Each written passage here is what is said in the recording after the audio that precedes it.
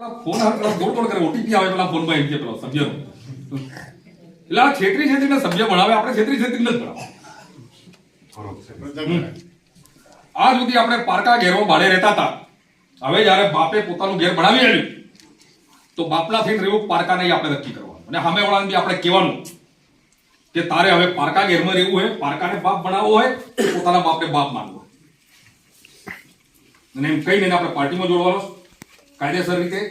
આ ગઢડા ગામની અંદર આપણી આજે પાર્ટીની પહેલી મીટિંગ છે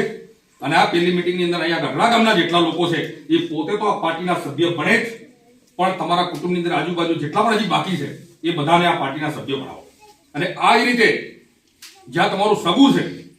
તમારી સાસરી છે તમારા મામા છે ભાઈ છે જ્યાં જ્યાં તમે પહોંચી શકો એમ છો ત્યાં જઈને આ વાત પહોંચાડો પાર્ટી આજે હું કહું છું એ વાત પહોંચાડજો એમ અને ત્યાં પણ ભારત આદિવાસી પાર્ટી સાથે લોકો જોડાય તમારા દરેક સભાસદી જોડાય એ રીતે આપણે કરીશું તો 1 વર્ષ પછીની જે જિલ્લા પંચાયત અને તાલુકા પંચાયત ચૂંટણી આવે છે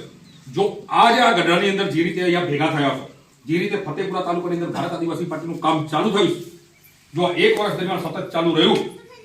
તો તાલુકા પંચાયત આપણી એમાં કોઈની શંકા નહીં તાલુકા પંચાયત એટલે આદિવાસી ગ્રામ સભા તાલુકાની અત્યારે આ બધા ગુલામ બેઠેલા એટલે સરકાર કેમ કરે જ્યારે આપણી તાલુકા પંચાયત બનશે ને આપણી બોડી બેસશે આપણે કેવું એમ સરકારને કહું આ કાયદેસર બંધારણીય રીતે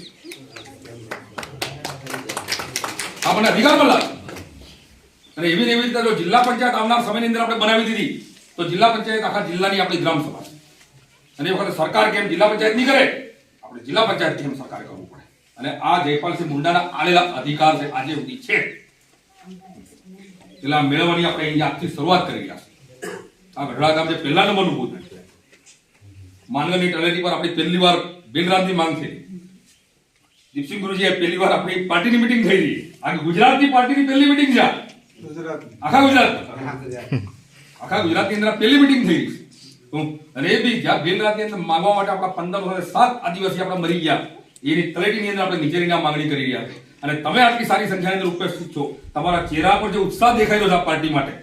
અને એને ચાલુ રહ્યો તો 5 વર્ષની અંદર રાજસ્થાન કરતા આપણે આગળ નીકળી જવું એની ગેરંટી આખા ગુજરાતની અંદર દરેક જિલ્લાની અંદર પાર્ટીનું કામ ચાલી રહ્યું છે